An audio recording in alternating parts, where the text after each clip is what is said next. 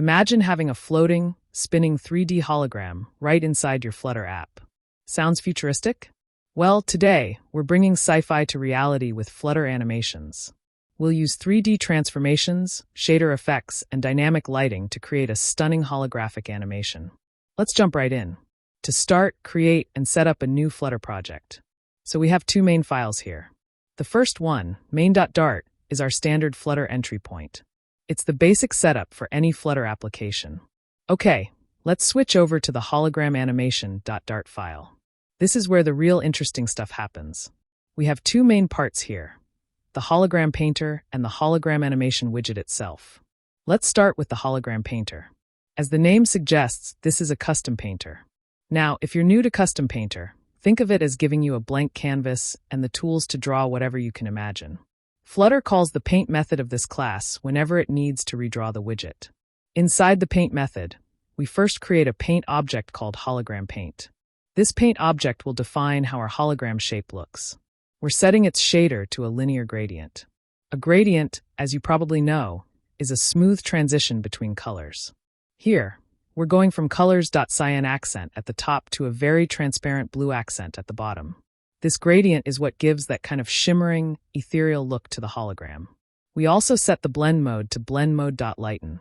This means that where the hologram overlaps with anything behind it, it will tend to make those pixels lighter, contributing to the holographic effect. Next, we create another paint object called scanline paint. This one is responsible for those horizontal lines you often see in hologram effects. We're setting its color to a very light white, the style to painting style.stroke, so it's just an outline, and giving it a small stroke width of 1. Now for the actual drawing. We create a path called hologram path. A path is a sequence of connected straight lines and curves. Here, we're defining a simple triangle. We start at the top center, draw a line to the bottom left, then to the bottom right, and finally close the path back to the starting point. Then, we use our hologram paint to fill this triangular path on the canvas using canvas.drawPath.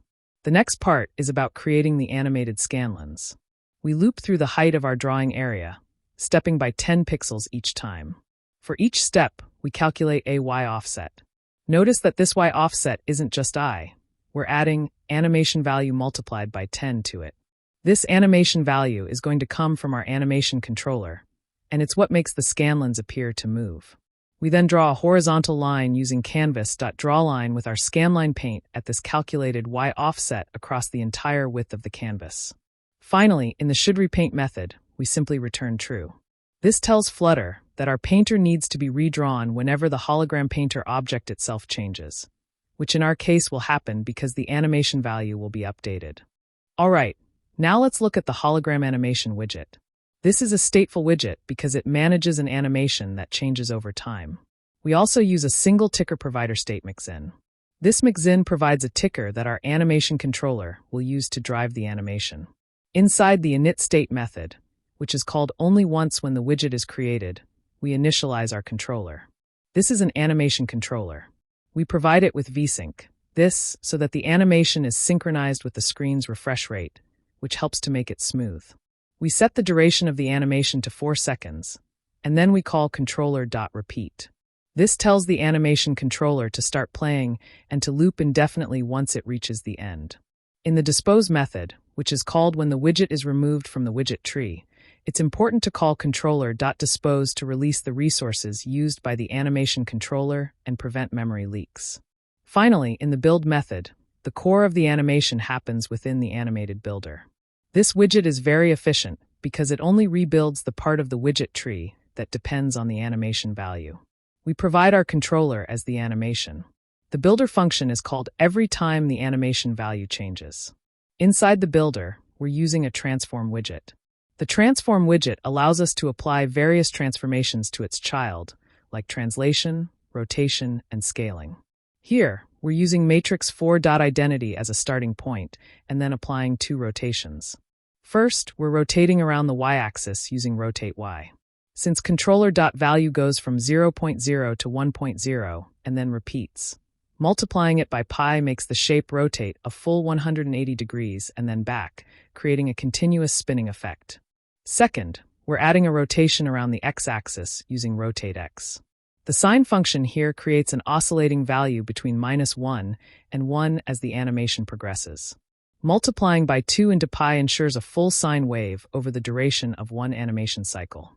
The 0.2 factor just limits the amount of rotation on the x-axis, so it's a subtle up and down wobble. The child of this transform widget is our custom paint. We provide it with an instance of our hologram painter, and importantly, we pass the current value of our animation controller.value, to the painter.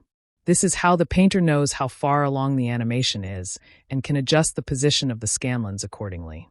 We also give the custom paint a fixed size of 200 by 300. Now if we run the app, we can see the triangle with the hologram effect. So, to recap, the animation controller generates a value that goes from 0 to 1 repeatedly. This value is used in the transform widget to rotate the shape in 3D and is also passed to the hologram painter to control the movement of the scanlines. The hologram painter then uses this information to draw the triangular hologram with the moving scanline effect on the canvas. Now, to make it look like a real floating light projection, let's apply a glowing aura effect using a shader mask. You'll notice we've wrapped our previous structure with a shader mask. Now, shader mask is a really useful widget in Flutter when you want to apply some kind of visual effect using a shader. Think of a shader as a program that determines the color of each pixel. In this case, we're providing a shader callback. This is a function that takes the bounds of the widget as input and returns a shader. Inside this callback, we're creating a radial gradient. Unlike the linear gradient we used in our hologram painter, a radial gradient emanates from a central point outwards. We've set the colors for this radial gradient to be cyan accent and transparent. This means the gradient will start with a vibrant cyan color in the center and gradually fade out to completely transparent. The radius is set to 1.5.